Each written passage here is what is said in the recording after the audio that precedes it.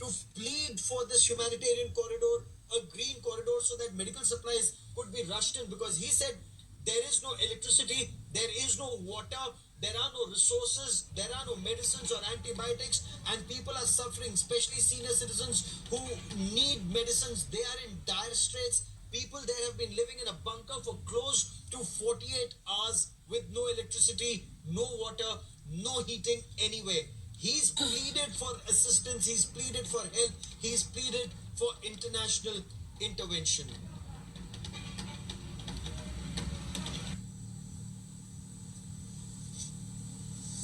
What is the ground reality at this point of time?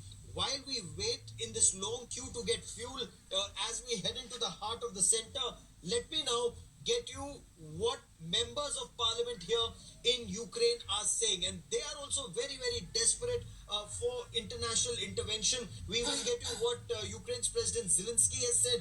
As we drive into the city, we'll get you expert opinion and what locals here want. We'll tell you about in the past 24 hours what additional steps have been taken to enhance security in this area. But for the moment, let's listen in to a member of parliament in Ukraine seeking assistance. Ina, good to see you. Thanks for being with India today. I hope you are safe. It's day 10, Ina, of the military operations and the invasion of Ukraine. The Russian Ministry of Defense, I'm sure you've heard, has just announced a limited ceasefire in 2 cities in the eastern part of your country. What do you think of that ceasefire, Ina? Well, we'll see if they keep up their words. We can't really trust the Russians in any sense. But I do hope that the families with children, particularly from Mariupol and Volnovakha, would be able to leave. They have been living without electricity, without any heat for more than a week. The conditions over there are just terrible. So I do hope that they would be safe to leave. But that's not near close to the solution to the war as we're seeing it. Why do you think this ceasefire has only been announced for Volnovakha and Mariupol, Ina? Why only those exactly. 2 cities? I think the situation over there is just close to catastrophe. Mariupol is a large city. It has a few 100,000 people living, and they have been attacked both from air and from the sea for more than a week. And they were really close to humanitarian catastrophe. People were dying from lack of food, lack of water, lack of from the cold, and so on. So probably because of that, they announced that it can be, somehow released. But again, I don't see any progress in other areas, and I don't think that would be happening. The city of Kharkiv, 1.5 million people living there.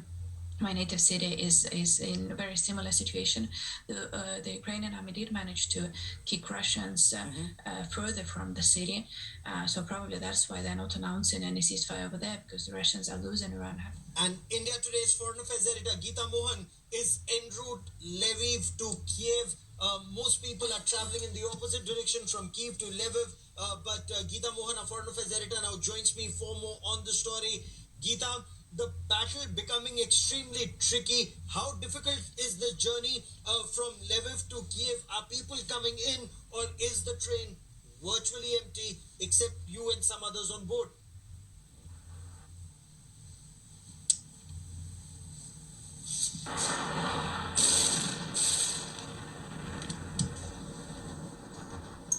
Me a moment as I try to reestablish this link with India Today's foreign affairs editor Geeta Mohan. Lviv is about 6 hours journey away from the capital Kiev. It is in the western part of the country, relatively safe. It's considered safe, at least as of now. How long will it remain safe remains a big question, because the Russian forces, they're closing in from 3 sides. They're closing in from the north, they're closing in from the south and the east. And as the Russian forces close in, the only way out is west, but that is also the route that is suspected. It's suspected that that's the route that is being used for replenishments, weapons and ammunition coming into this country.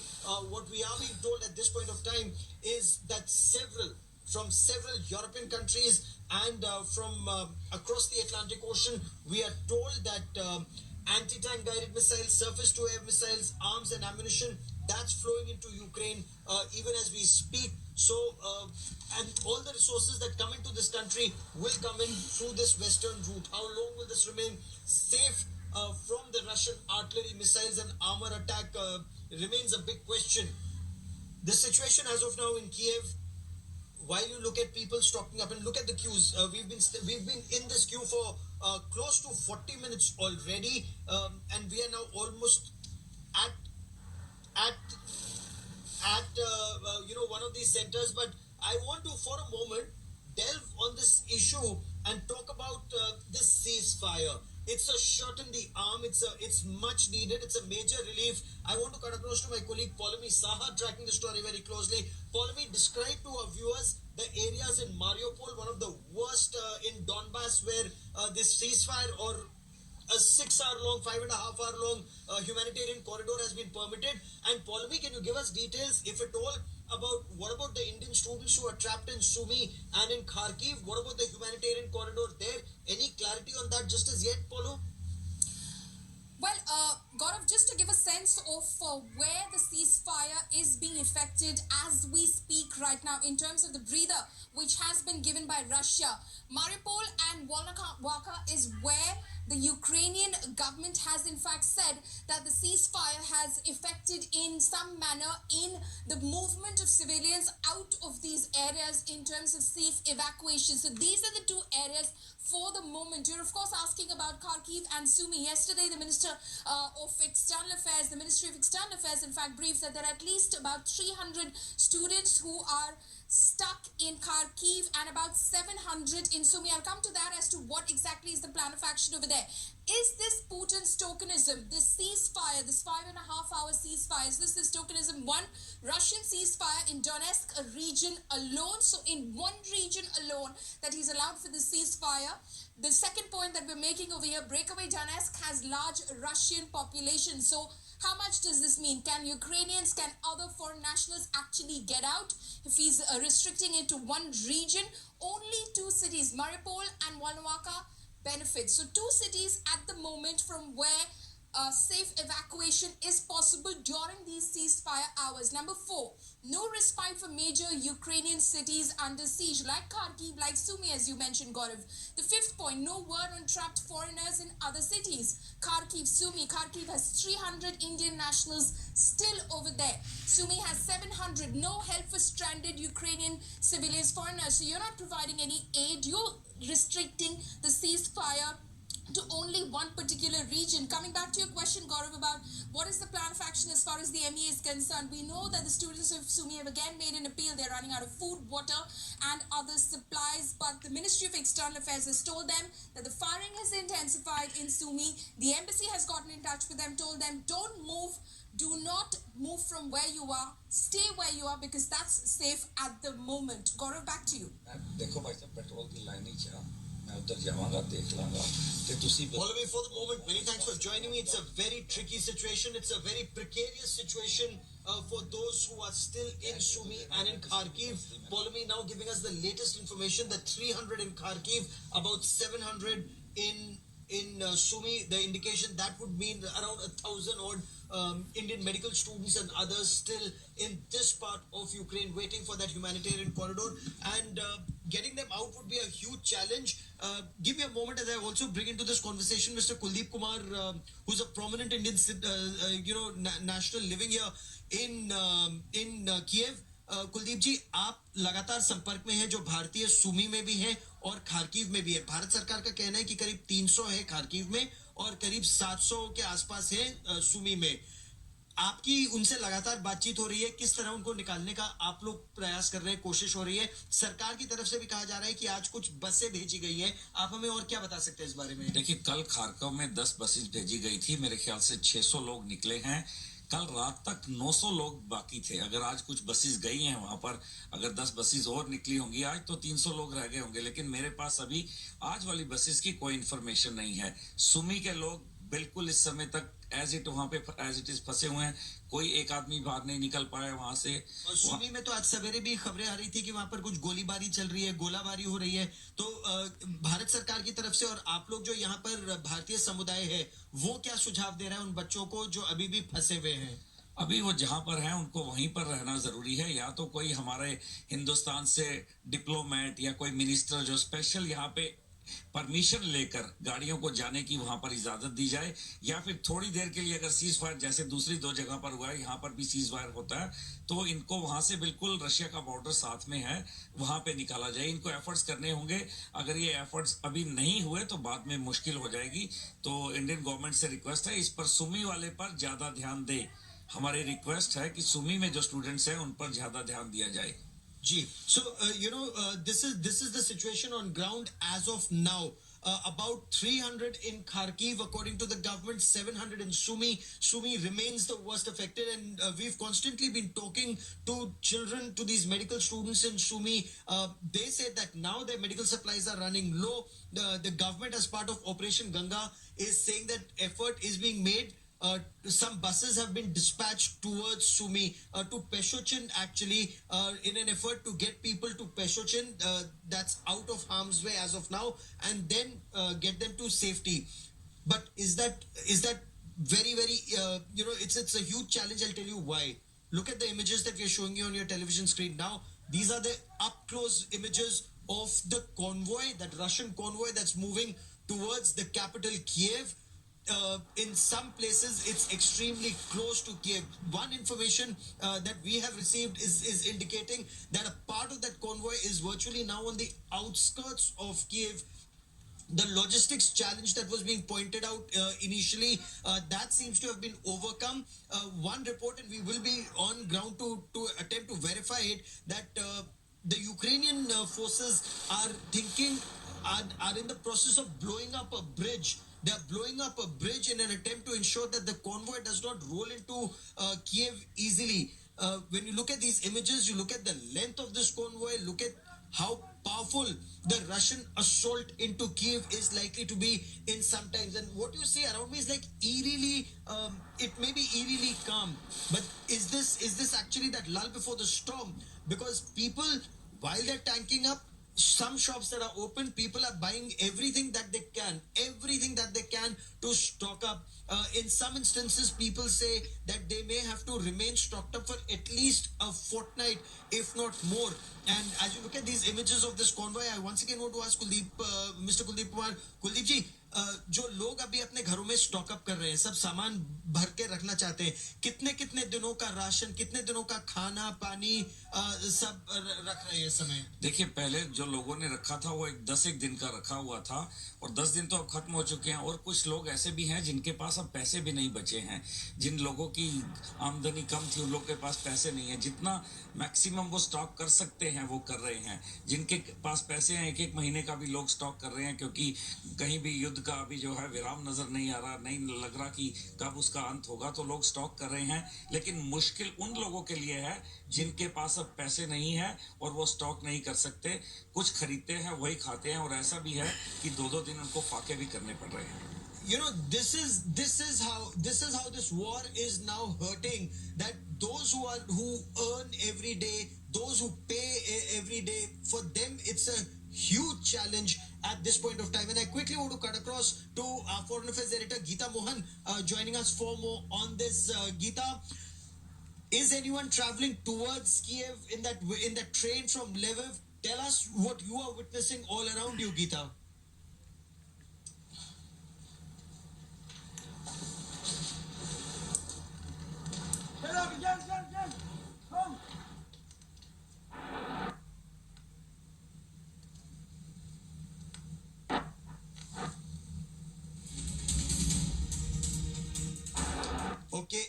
Okay, it's a train journey that Geeta Mohan is taking, and a difficult train journey.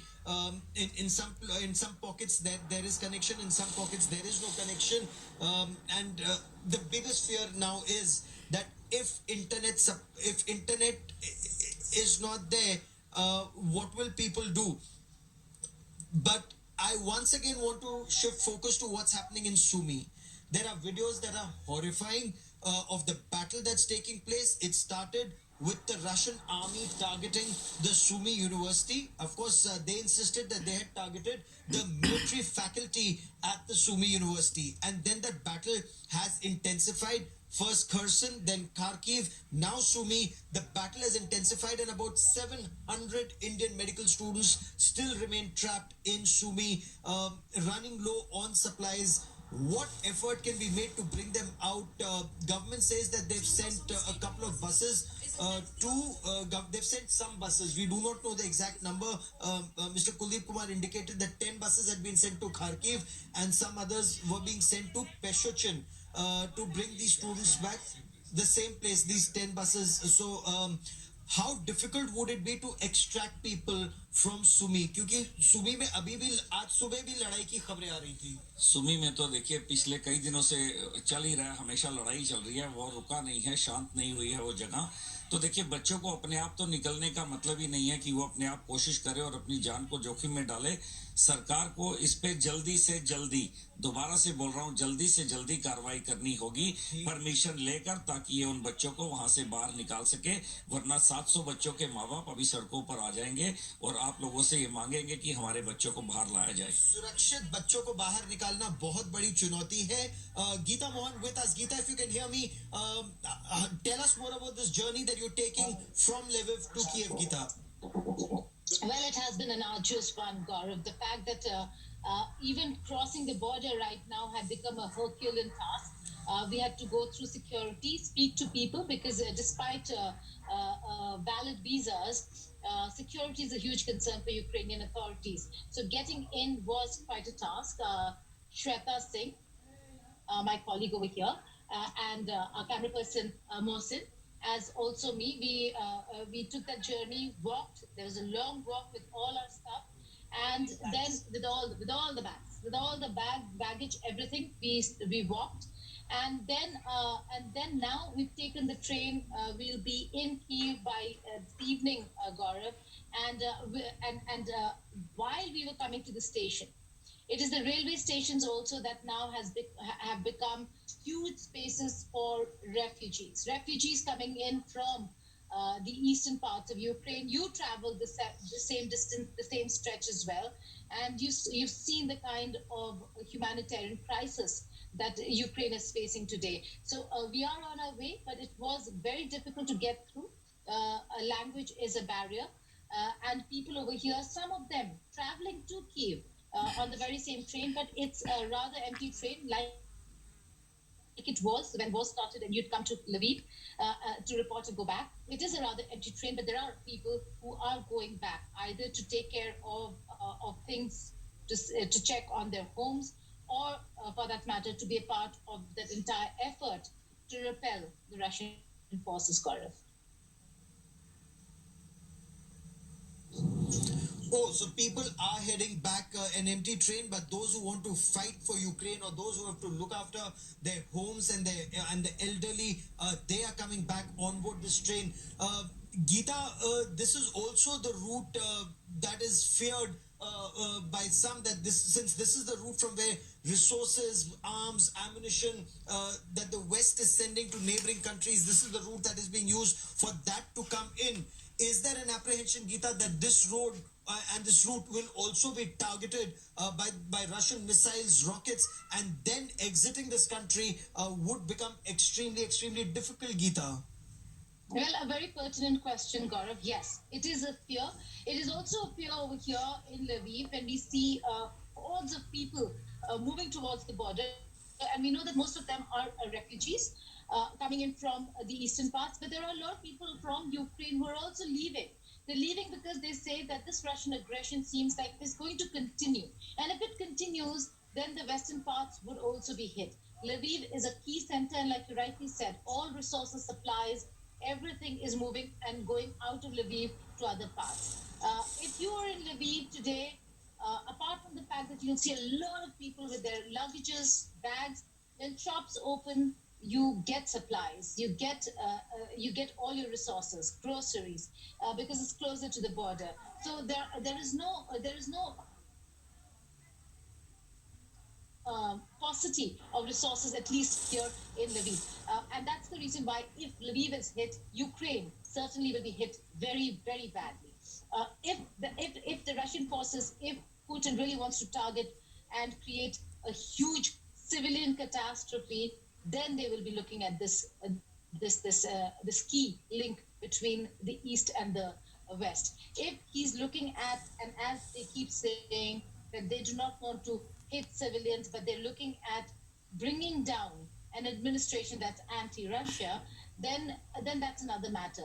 For example, we're looking at the network system, apart from key government buildings that have been attacked, and there was prior information to that. Apart from that, most of the network links are still up and running. We've managed to stay in touch Yes. with our own headquarters is because of the networks being up and about. Okay. But Gaurav, there's another side to it. It's also because Russian forces who are entering Ukraine Yes. are very far away from their own headquarters. They cannot afford to lose the network link, and that's the reason why. That's one of the key reasons why networks are not down in Ukraine. If it had been for Russian modus operandi that you and I very well know, Okay. then networks certainly would have been down. But over here, networks aren't down. So that's one saving grace for people who Geeta, are stay trying with to me help for a provide moment, and I assistance. want to tell our viewers, for the benefit of India Today's viewers, India Today has the biggest team of reporters on ground. We have Geeta Mohan, Shweta Singh, Rajesh Pawar, my colleague Pawan, Mohsin, and I. We are reporting from ground zero. Mr. Kuldeep Kumar is now virtually a part of India Today's resource who's helping us through our coverage on ground zero. Rajesh Pawar now joins me on the broadcast. Rajesh, on ground zero in Kiev, has the situation worsened in the past 12 hours, so to say? What's the situation been like amidst these reports that the armor that's coming in, the convoy that's coming in from the north, Rajesh, is now much closer? You hear me now? Can you hear me? Loud and clear, Rajesh. Strength 5 gone. Okay. If you can see me, I'm here with a lady soldier of the Ukrainian army. They're manning a checkpost on the outskirts of Kiev right now. I want you to ask few questions from him. They are manning the outskirts of Kiev and bracing up for any kind of Russian invasion. If you have any questions for her, I will take your questions for her now. She is with me now. What is your name, please? Can you fix? It's Alina. She's Alina, and she is here, part of the Ukrainian army, on a checkpost on the outskirts of Kiev. Do you have any questions for her now? Ask Alina how difficult is it? What are her apprehensions? What is she hearing about this armor assault that's coming from the north, Rajesh? Do you think Russia is going to attack today or very soon, right now, in Kiev? We have different information, but in any case, we're ready for their attacks, and we're here to defend our land. So regardless of what happens this day or tomorrow, we're here to defend our land. And you think we have information that there is a 64-kilometer long column of Russians, tanks, armored carriers, infantry combat vehicles. What is your information about this? There are different kinds of information, and regardless of what is true and what is not, we're going to be standing here defending our land. And you think there was some kind of firing in this part of Kiev or shelling in this part of Kiev in last 48 hours? Well, we hear bombing all the time, so Russia is attacking through air, and we're ready for that. But as of now, we did not have any street combats in this very part of Kiev, luckily. But once again, if Russia invades, we're here to protect our land. And girls like you are also on the forefront. You think how many girls are with you right now in this particular battalion? There are not as many girls, mostly guys, but girls have to be here as well because it's very important. It's our land just as men's land, it's girls' land as well. So it doesn't matter of the situation. We're here to stay at our land. With a gun, without a gun, we're here. Okay, do you have any questions for Elena right now? Do you have any With guns, questions for without Elena guns, right they now? are there to defend. Rajesh, what about replenishments? They have their small arms. But to stop the she Russian has her- armor, they would require more than Molotov cocktails and small arms. What about the ATGMs? What about the SAMs? Are they getting replenishments, Rajesh? He is asking that there will be tanks coming. In tanks, you cannot fire with a rifle. What you have to fight against the tanks? Yeah, we have stuff to fight against the tanks, but the rifles are for a different kind. I understand. Yes. you Look see at the there, camera, please. yeah, as of now, as you see, there are no tanks on the streets. So we're here on duty with the weapon that we have right now. If tanks come, we have something to meet them. Okay, she says that in case tanks come, they're prepared for that and they have something for the tanks. She is not ready to reveal what exactly it is, but she says they are ready for that. Any more questions for Elena? Rajesh, question both for Elena and for you. Some of the reports seem to indicate that the Russian, convoy is either on the outskirts of Kiev or virtually in the process of entering Kiev. What is your appreciation? Is this a part of the propaganda, misinformation campaign, or is it a fact that the Russians are now virtually on the outskirts and some bridges are likely to be blown on the Dnieper to prevent the Russian advance? What are you hearing, Rajesh?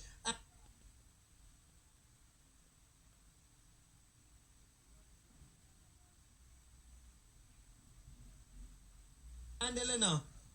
Okay, see, first I will finish up with Elena because she has to go back on the check post for the duty. She doesn't have so much of time, but she said a different kind of intelligence is coming from different sources. Nothing is verified, and they are not really sure when it's going to come, how much the strength, and from which direction. She also wants to know, have you heard about that they're going to blow up some bridges in this area, or they've blown up some bridges? Any information on that?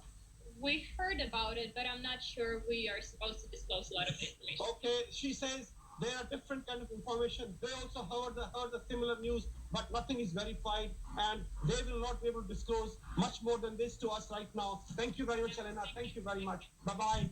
This was Elena, a female soldier who's fighting for Ukraine and manning a check post on the outskirts of Kyiv on the face of an imminent Russian invasion of Kyiv. This is Rajesh Pawar right now reporting from eastern outskirts of Kyiv for India Today.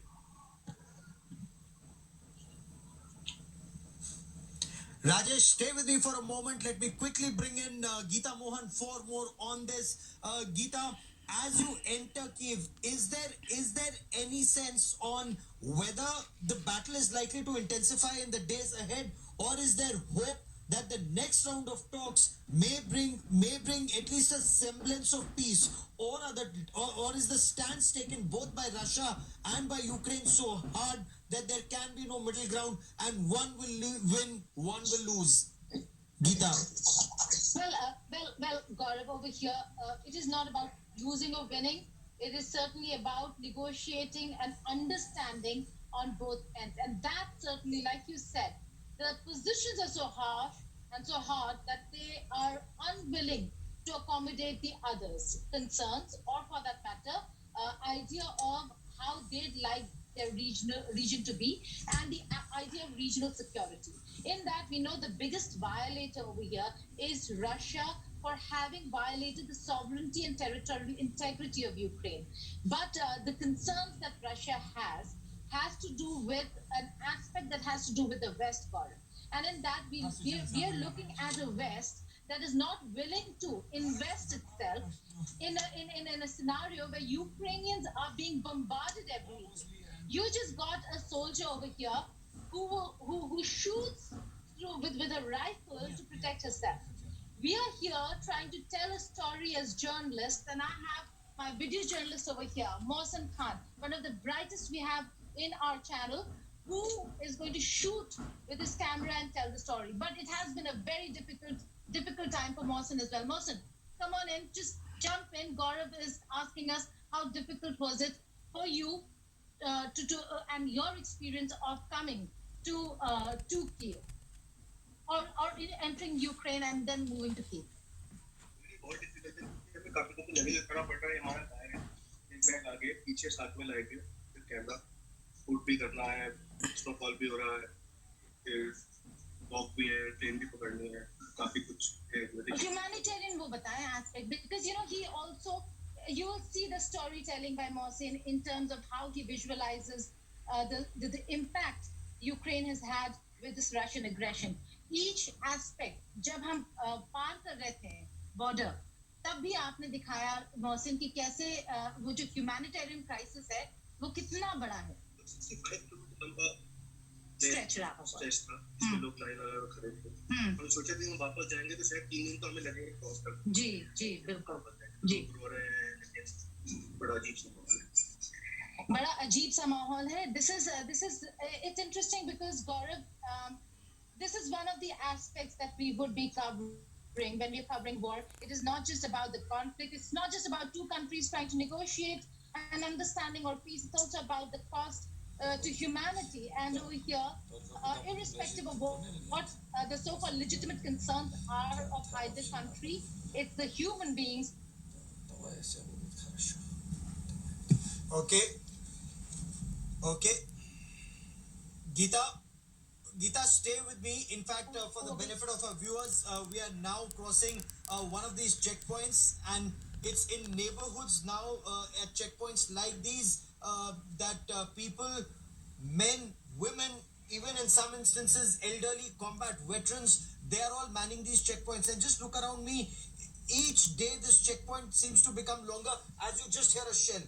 There's a shell that's just gone off somewhere in this area.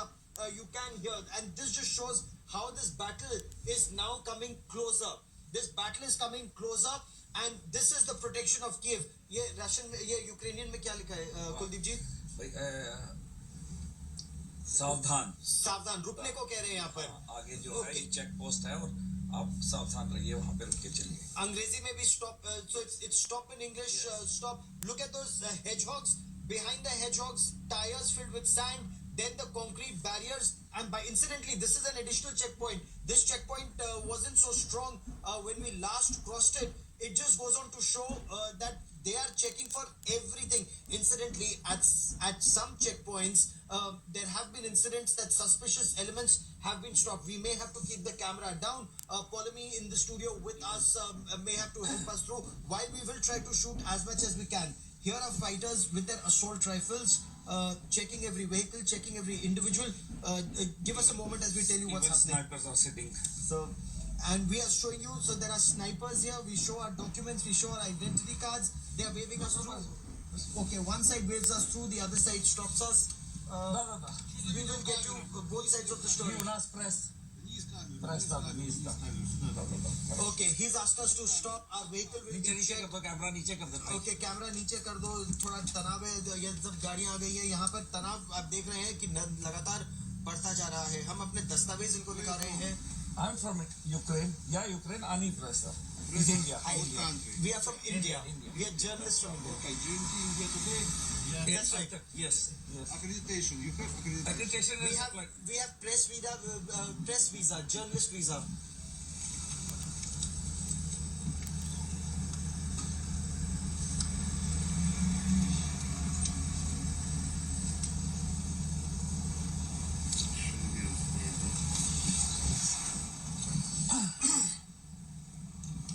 Запрещено Не снимать снимай это. Да, мы знаем это очень хорошо. Запрещено. Да.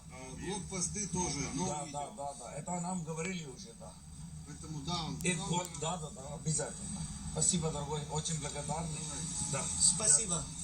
Нам сюда надо что-то, потому что мы хотим что-то давать. Что можно сюда давать? все, что можете, Можно, да? Хорошо, добренько, спасибо. Okay.